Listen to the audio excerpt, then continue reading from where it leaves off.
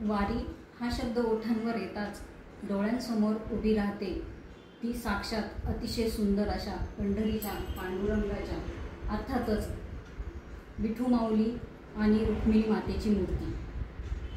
सुंदर ती ध्यान उभे विटेवरी करकटावरी ठेवूनिया। सुंदर ते ध्यान उभे विटेवरी करकटावरी ठेवूनिया। महाराष्ट्राचे आराध्य दैवत पंढरपूरचे पंढरीराया। आषाढाची चाहूल लागताच वारकऱ्यांना ओढ लागते ती पंढरीच्या वारीची।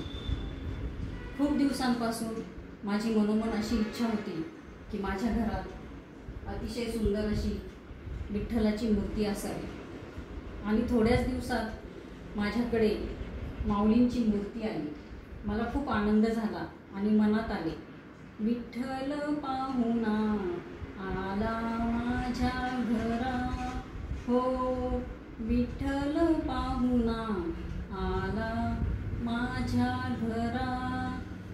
माऊलींच्या काळ्या अशा सुंदर मूर्तीची रोज पूजा करून दर्शन घेताना मनोमन मी पंढरपुरात जाऊन पोहोचते।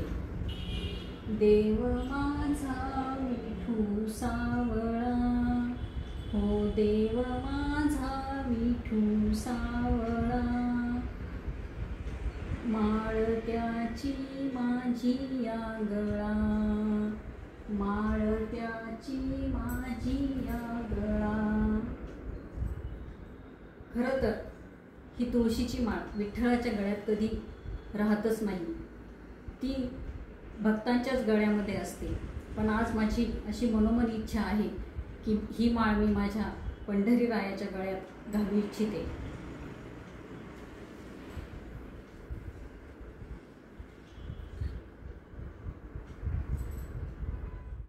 पंढरपूर हे खरे तर भक्तांचे माहेरघर, सर्व तीर्थांचे माहेर जनी म्हणे पंढरपूर।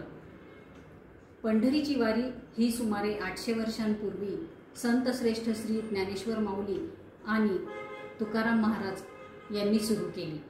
त्या काळी वाहतूक व्यवस्थेची सोय नव्हती, तेव्हा वाट तुडवत पंढरीला पांडुरंगाच्या दर्शनाला जाण्याची परंपरा, तेव्हापासून पायी चालण्याची जी परंपरा चालू झाली तर ती आजपर्यंत चालू आहे।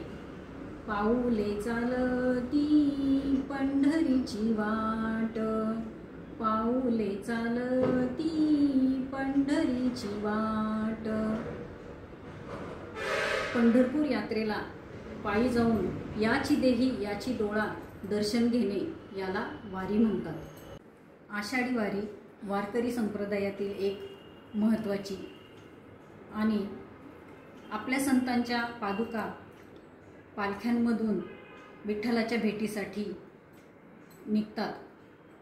पालख्यांच्या सोहळ्यात रंगलेल्या भक्तांना वारकरी म्हणतात, म्हणजेच वारी करणारा तो वारकरी।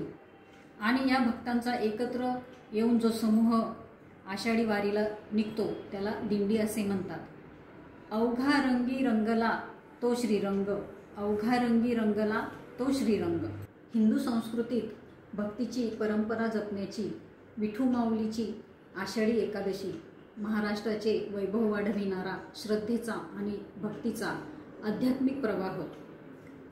आली आषाढी एकादशी निघाली वारी पंढरीशी। पंढरपूरला भूवैकुंठ असेही म्हणतात। पंढरी हे पंढरपूरचे दुसरे नाव। भक्त पुंडलिकाच्या भक्तीवर प्रभावित होऊन भगवान विष्णू यांनी विठोबाचे रूप धारण करून विटेवर उभं राहून पृथ्वी तलावर राहण्याचा निर्णय घेतला। आधी रचिली पंढरी मग वैकुंठ नगरी, जेव्हा नव्हते चराचर तेव्हा होते पंढरपूर। आधी रचिली पंढरी मग वैकुंठ नगरी। श्री क्षेत्र पंढरपूर हे महाराष्ट्र आणि कर्नाटक या राज्याच्या सीमेवर संतश्रेष्ठ श्री ज्ञानदेवांनी कानडा आणि कर्नाटकू असे संबोधिले आहे।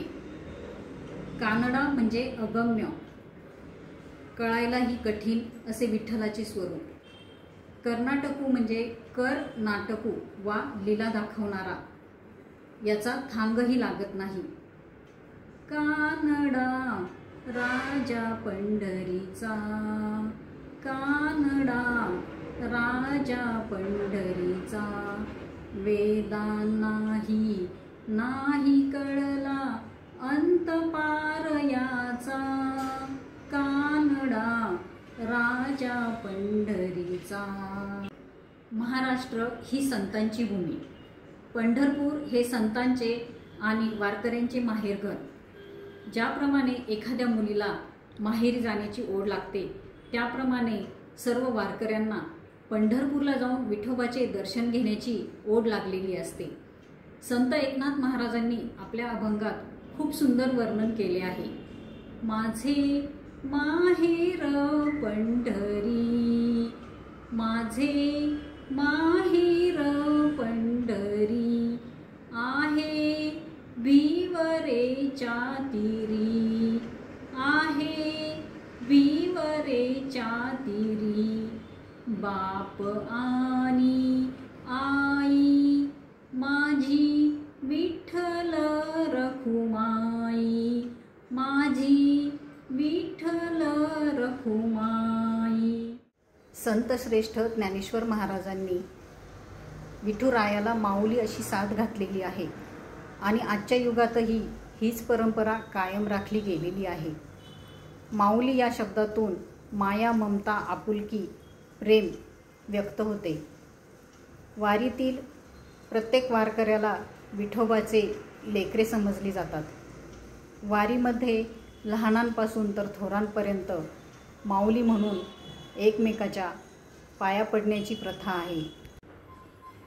विठू माऊली तू माऊली जगाची, विठू माऊली तू माऊली जगाची, माऊलीत मोती विठ्ठलाची, माऊलीत मोती विठ्ठलाची, विठ्ठला माय बापा, विठ्ठला माय बापा, विठू माऊली तू माऊली जगाची, माऊलीत मोती विठ्ठलाची। महाराष्ट्र हा कृषीप्रधान देश आहे। पंढरीच्या वारीसाठी जाणारे वारकरी हे मूळचे शेतकरी, काळ्या आईची सेवा करणारे, शेतातून जे पिकेल ते खाऊ घालणारे आणि खाणारे, शाकाहारी आणि सात्विक भोजन हे सर्वश्रेष्ठ अन्नदान समजले जाते। त्यामुळे पंढरीच्या वारीतील आषाढी एकादशीसाठी जाणाऱ्या पंढरपूरच्या वारकऱ्यांना शाकाहारी साध्या सात्विक भोजनाची व्यवस्था केलेली असते।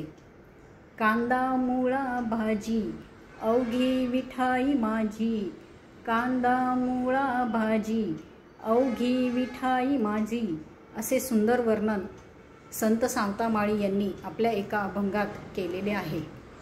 भक्त पुंडलिकासाठी विटेवर उभ्या राहिलेल्या पंढरीरायाची वारी पुंडलिक वरदे हरिविठ्ठल असे म्हणत अवघ्या 2-3 दिवसावर येऊन ठेपलेल्या आषाढी एकादशीच्या दिवशी माऊली माऊली गजर करत, हातातील पताका, टाळ, मृदुंग याच्या तालावर नाचत, देहभान विसरून गात, अभंग, गवळण, डोईवरील तुळस सांभाळत, भारुड म्हणत वारकरी आपल्या विठुरायाचे दर्शन होणार या आनंदाने आपल्या डोळ्यातील अश्रूंना वाट करून देत चालणारा हा अलौकिक असा सोहळा।